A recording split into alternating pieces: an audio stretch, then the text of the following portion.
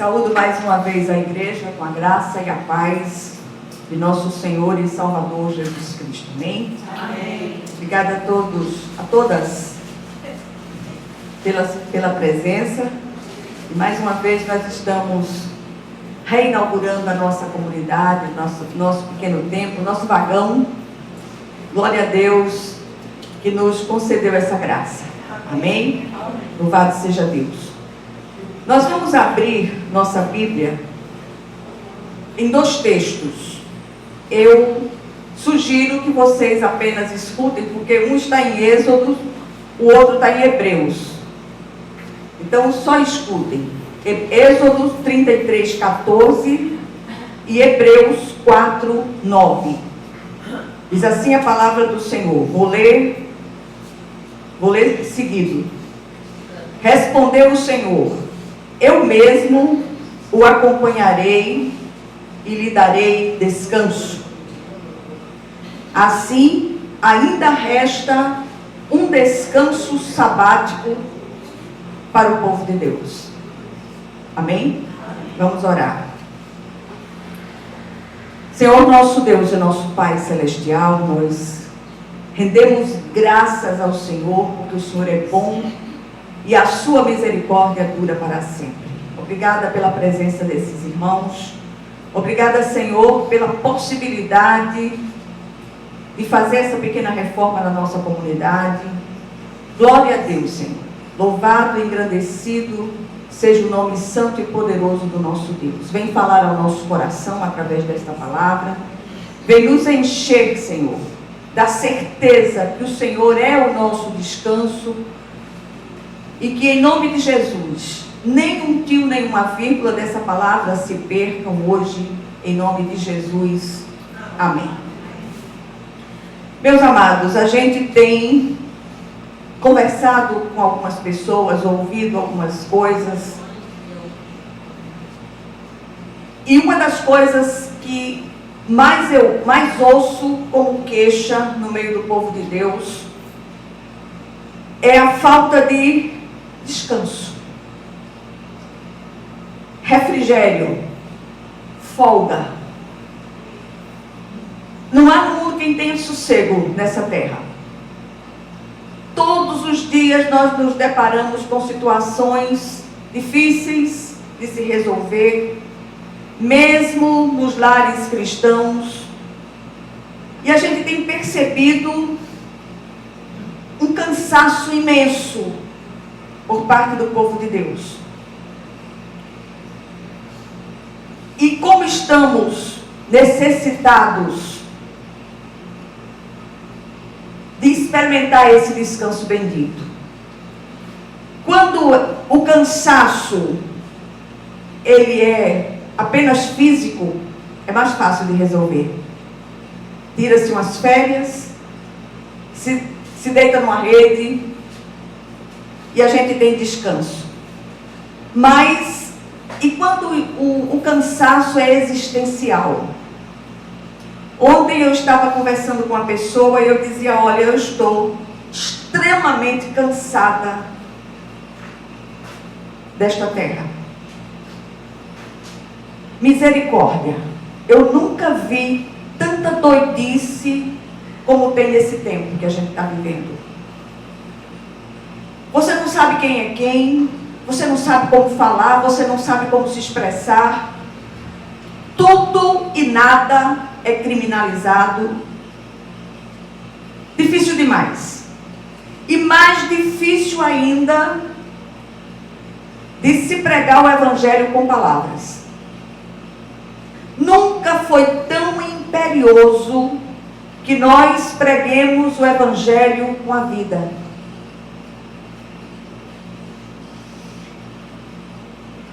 Tem um verso de uma música popular que tem uma inspiração muito sensível e que traduz tão bem o que necessitamos. E aqui diz o seguinte, num verso, diz: quando o corpo pede um pouco mais de calma. Mas não é só o corpo não, é a alma, é o espírito. A necessidade de nos deixarmos embalar pelo Senhor. E eu queria falar desse descanso sobrenatural, muito maior e muito mais duradouro do que aquele que se restringe ao corpo e às emoções. O Senhor prometeu esse descanso e cumpriu a sua promessa, enviando Cristo para ser o descanso perene de todos os seus escolhidos. Que nós reaprendamos a descansar em Cristo. Tem muitos dias que a gente para, todos vão embora e a gente tem aquele momento de solitude, aquele momento na presença de Deus. E aí a gente clama por um pouco mais de calma. Que o Senhor nos abrace, que o Senhor nos embale nesse colo celestial e que nós possamos seguir em frente, já que a gente tem que seguir em frente. O povo de Deus sobre a terra tem andado num cansaço que assusta. Nós estamos sim necessitados de intervenções poderosas de Deus nas nossas vidas. Nós estamos necessitados de experimentar o verdadeiro milagre, ou os verdadeiros milagres. A gente tem visto, principalmente na igreja eletrônica, um mercadejamento de pseudos milagres. E nós não podemos perder de vista que viver nesta terra, em nosso tempo, é um milagre. A gente sai, não sabe se volta. Tudo e nada concorre para barrar o nosso caminho, a nossa jornada por esta terra, que é Jesus. Estar em Cristo implica em fazer o que Ele ordena em sua santa palavra. Hoje eu falei com uma querida ao telefone e ela fazia uma queixa sobre o momento em que ela está vivendo. Dificílimo. Marido enfermo. Uma situação que só Jesus na causa, como se costuma dizer. Mas ao ouvir aquela querida irmã, você tem vontade de colocá-la no colo. Tem vontade de descobrir onde é o botão que desliga ela e tirar ela da tomada e deixar ela num cantinho carregando as baterias. E a nossa bateria espiritual precisa ser reabastecida continuamente através do Cristo. Um dos grandes desencadeadores desse cansaço espiritual e existencial é a falta de perdão. E essa semana eu escrevi um texto falando sobre isso, porque eu lido com muitas pessoas que têm dificuldade de perdoar. E a falta de perdão é uma carga existencial que pode levar à morte. A raiva, o ódio, são agentes corrosivos que impedem as nossas bênçãos de descerem sobre nós. Outro dia eu li uma dessas frases de internet que dizia assim: palavras difíceis de serem pronunciadas. E ali a pessoa começa com paralelepípedo. Aí diz outra palavra bem difícil. E por fim, perdão. A gente pedir perdão e a gente perdoar. Como tem sido difícil isso no nosso meio. Quantos servos de Deus com a vida absolutamente travada em todas as áreas pela falta de um perdão a ser liberado ou a ser pedido. Eu já contei essa história 200 vezes, a gente vai ficando nova, a gente vai repetindo as coisas. Mas é sempre importante que a gente fale sobre esses assuntos, porque muitas pessoas, elas precisam ouvir. E ouvir repetidas vezes. Essa, inclusive, era uma das estratégias de Jesus. Repetir as suas lições preciosas. Já contei muitas vezes o problema que eu tive com a minha mãe. Minha mãe tentou abortar todos os filhos. E ela não escondia isso. Ela dizia em alto e bom som que preferia ter tido 5 furúnculos num lugar que eu não posso dizer aqui. E nós não experimentamos aquele carinho de mãe, aquele aconchego de mãe. Nós não tivemos isso. Era um pouco melhor com os filhos homens, mas era algo terrível. E eu sabia que na minha casa tinha alguma coisa no ar, como dizia o pastor Malta, além de um avião na carreira. E um dia eu descobri a razão. Eu não vou contar aqui, então senão é outra pregação. Mas aí eu pude entender como minha mãe se comportava, como mamãe agia em relação aos filhos. E depois que eu tive o encontro com o Cristo vivo, eu comecei a liberar progressivamente perdão sobre a vida da minha mãe. E eu fazia isso chamando à existência aquele perdão que não existia. E eu comecei a liberar aquele perdão, eu comecei a abençoar a vida da minha mãe. E vi a glória de Deus descer na vida dela e do meu pai. Ambos partiram com Jesus. Quando eu me converti, aí foi que dobraram-se os encantos, como se costuma dizer. Pronto, era só o que faltava, agora virou nova seita. E foi a coisa mais maravilhosa que aconteceu na minha vida, foi esse encontro vivo com o Cristo vivo. Esse Cristo que nos faz descansar. O resultado da falta de perdão é dor, fracasso, tristeza, enfermidades. Assim que entendi ou atendi a voz do Espírito Santo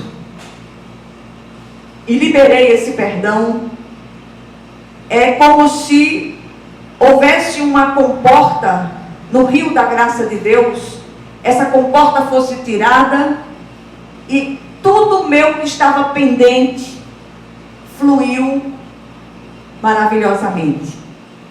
Depois tive uma outra história também que precisava liberar perdão. Passei 13 anos com vontade de voar na goela de uma pessoa. E todas as vezes que eu orava por outra pessoa, minhas orações eram respondidas. Mas quando eu orava por mim, pela minha casa, negativo. Tudo fechado. Até que um dia eu disse: Senhor, por que as minhas orações não são respondidas? E aquilo vinha na forma de um pensamento dizendo assim: perdoa essa pessoa. Até que eu resolvi me render. Mas eu ainda disse ao Senhor: se eu for conversar com ela, ela vai dizer que eu disse coisa que eu não disse. E aí, num pensamento também, aquilo veio assim: faça uma carta. Eu digo pior. E eu ficava discutindo comigo mesmo. Se eu for fazer uma carta, ela vai inventar que eu botei coisa na carta que eu não fiz, que eu não disse. E aquele pensamento veio e disse: faça cópia da carta e entregue a tais e tais e tais pessoas. Eu fiz. Depois que eu liberei esse perdão, falei com a pessoa, ministrei a palavra de salvação, ela entregou a vida a Jesus. 15 dias depois ela se foi. O Senhor levou. A gente está começando um tempo novo neste lugar. E eu quero ver a glória de Deus na vida de todos vocês. Eu proponho hoje uma faxina espiritual em cada um de vocês. Ninguém aqui é fiscal da Fazenda Celestial para fiscalizar a vida de vocês. Mas vão à presença do Senhor. Busque a presença do Eterno. E ali, libere perdões. Deixe que o Espírito Santo de Deus visite seu coração e faça uma grande varredura. Faça uma faxina na casa física, não na casa espiritual. Há sempre uma lagartixinha morta cheirando mal. Lu, ela é viciada na faxina. Ela não pode ver uma... E um dia a gente fez uma faxina na casa, uma faxina daquelas. Mas tinha uma coisa mal cheirosa que a gente não sabia onde era. Eu digo, eu vou descobrir. Aí saí futucando. O infeliz de uma lagartixa morreu atrás de um móvel. A infeliz ficou ali fedendo, a casa limpa e a lagartixinha morta ali fedendo. Repara, que coisa interessante. Do mesmo jeito é a casa espiritual. Cuidado com as lagartixas mortas. Cuidado com os ratinhos mortos que ficam imprensados, fedendo. O Senhor quer que você tenha uma vida de plenitude. Que nós possamos buscar o verdadeiro descanso, que é Cristo. O Senhor é o descanso de Deus prometido desde tempos eternos. Não é um dia na semana, mas uma pessoa chamada Jesus Cristo. Ele é o verdadeiro descanso. O autor de Hebreus deixa isto bem claro nos capítulos 3 e 4. Diz o autor de Hebreus assim: assim ainda resta um descanso sabático para o povo de Deus. Pois todo aquele que entra no descanso de Deus também descansa das suas obras, como Deus descansou das suas. Portanto, esforcemo-nos por entrar nesse descanso, para que ninguém venha a cair seguindo aquele exemplo de desobediência. Experimentar o Cristo é ter sempre um lugar de repouso nas horas das nossas agonias mais profundas. E não se iluda, o Senhor vai dizendo a você como fazer. Ele não vem com voz de trovão, ele não vem minha serva, meu servo. Não, ele vem na forma de um pensamento suavemente, que você reconhece que aquele pensamento reconhecidamente não é seu, é do Senhor. Como tão bem descreve o salmista no Salmo 23, em verdes pastagens me faz repousar e me conduz a águas tranquilas. Separemos um tempo para desfrutar desse lugar bendito de descanso e refrigério, que é a presença do Cristo. O andar pela fé demanda certeza e também coragem. É preciso coragem para dar o passo de fé.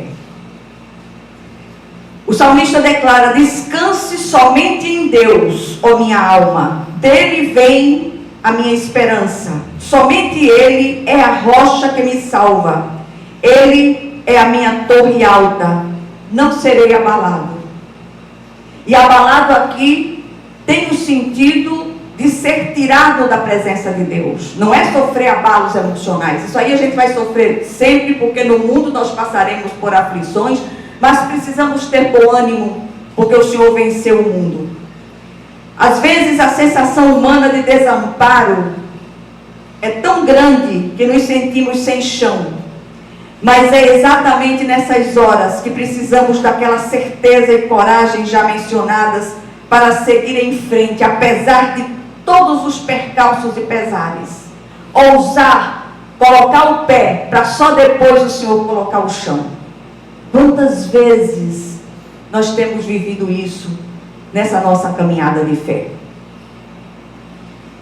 Deitar à noite no meio das grandes tempestades e poder dormir na tranquilidade que seremos acordados pelo Senhor é o tipo de fé que nos faz descansar seguros no esconderijo do Altíssimo. É nele que a nossa alma encontra repouso e refrigério. Não nos deixemos abalar por causa dos fardos. Não têm sido fáceis os últimos tempos. E eu ouço tanta besteira que nem vale a pena mencionar aqui. Cada um sabe o seu calo onde aperta. Duas histórias aparentemente iguais podem trazer resultados completamente diferentes. Mas eu tenho visto o zelo de Deus, o cuidado de Deus no meio de tudo que eu estou vivendo nesses tempos. E eu glorifico demais o meu Senhor. Que nós possamos lançar sobre o Senhor toda a nossa ansiedade, porque Ele tem cuidado de nós. Estão aguardando uma bênção? Estão aguardando uma resposta de Deus? Comecem a agradecer. Comecem a contemplar essa resposta de Deus com os olhos da fé. E vocês vão ver a glória de Deus descer lindamente na vida de cada um de vocês. Qual o resultado desse descanso bendito? Nós podemos ver nas palavras do salmista no Salmo 92, eu vou encerrar com essa leitura. Diz assim: Tu aumentaste a minha força como a do boi selvagem. Derramaste sobre mim óleo novo. Os meus olhos contemplaram a derrota dos meus inimigos. Os meus ouvidos escutaram a debandada dos meus maldosos agressores. Os justos florescerão como a palmeira, crescerão como o cedro do Líbano, plantados na casa do Senhor, florescerão nos átrios do nosso Deus. Mesmo na velhice darão frutos, permanecerão viçosos e verdejantes para proclamar que o Senhor é justo. Ele é a minha rocha, nele não há injustiça. Amém? Que o Senhor, Ele aplique essa porção da palavra aos nossos corações, que em casa você possa reler esses textos e buscar descanso em Deus. Só nele nós temos o verdadeiro descanso, o verdadeiro refrigério. Amém? Glória a Deus. Vamos entregar ao Senhor nossos dízimos e as nossas ofertas.